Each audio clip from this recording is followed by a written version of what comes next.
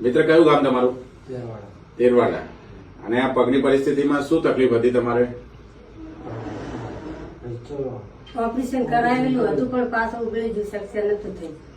Operation કરાયું હતું, ઓપરેશનમાં હળિયો નખાયો હતો, પછી હળિયો તૂટી ગયો હતો. તૂટી ગયો.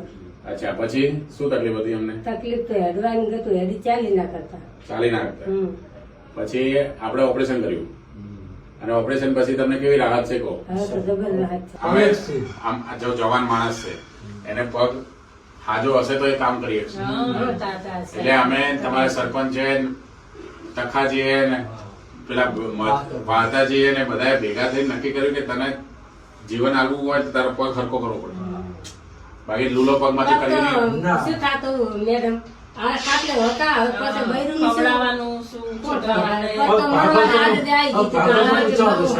કામ જ ના થાય.